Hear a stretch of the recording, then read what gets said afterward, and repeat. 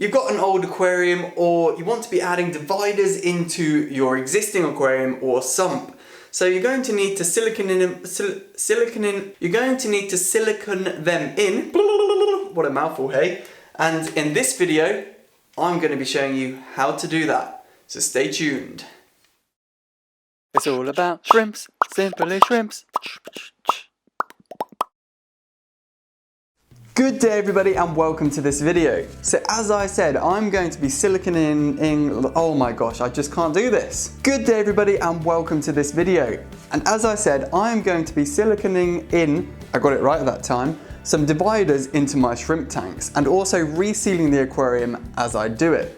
So first things first, what you're going to need is wipe the aquarium and all the glass down to make sure it's free of dust and any debris.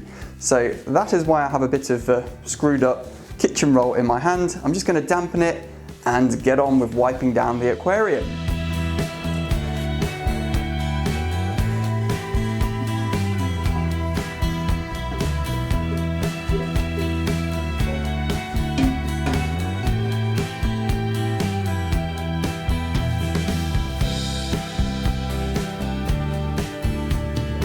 Now I'm going to measure up where the dividers are actually going to go and make sure they're evenly spaced out.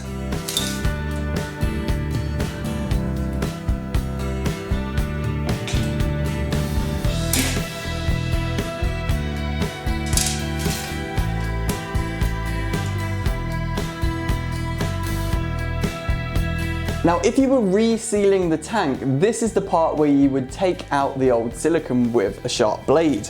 Now as you can see here, just about, I don't actually have any excess silicone in there because the manufacturer only just used a little bit of silicone to actually seal this tank. So when I say I'm resealing it, I'm not taking the silicone out, I'm just doing the process you would do after you've taken the silicone out, if that makes sense. Next you're going to need some masking tape or painter's tape, and this is basically to outline where the silicone's going to go so that when it's finished you can pull this up and it will leave a nice straight finish on the seal. Now before I actually get started, I'll just add that I tend to leave about the same distance as the thickness of glass between the glass and the masking tape. With that said, cue the time lapse or sped up bit.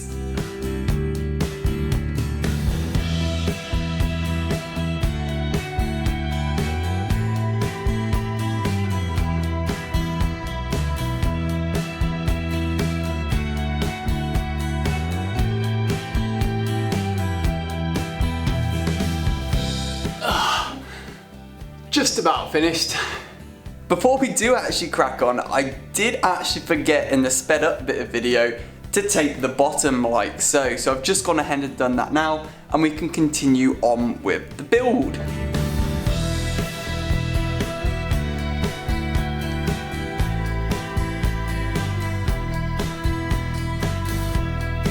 I've just done the same with the dividers. So I'm going to go ahead and slot them in and show you how I'm going to secure them with some masking tape as well.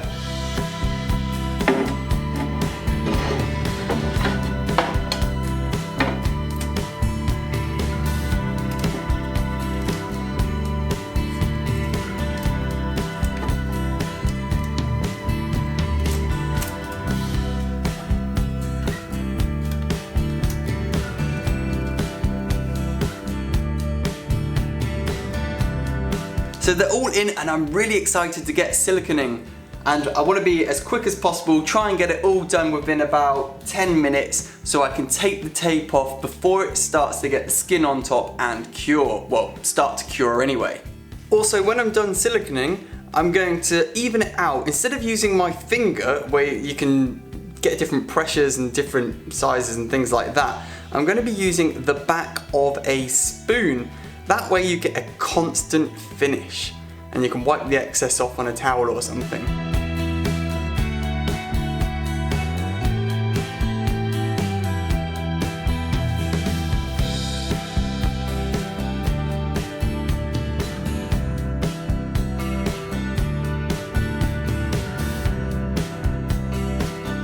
Now all the silicone's in and been smoothed out, it's time to quickly take the masking tape off. It took me about 15 minutes to put all the silicone in, so it should, the bit I started with should start to be getting the skin on it, so I want to work fairly quickly now taking the tape off.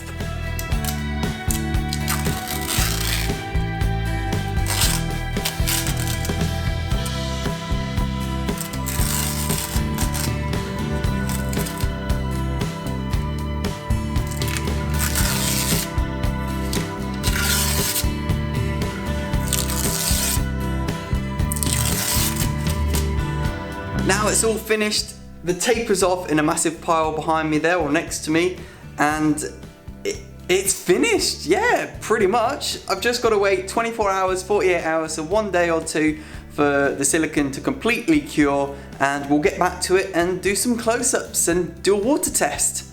So let's skip forward a day or two. Whew. Well, I was going to say that it's been a couple of days, but in reality it's been a couple of weeks. I've been busy in life, sort of trying to find the opportunity to get over to my parents because they've got a little bit more room than my house to do this project. And as you can see by the previous videos to this, I've been to Germany, so I've been busy editing those videos, getting them out for you. But the tanks are now done. All that's left to do to them is to fill them up, give them a water test.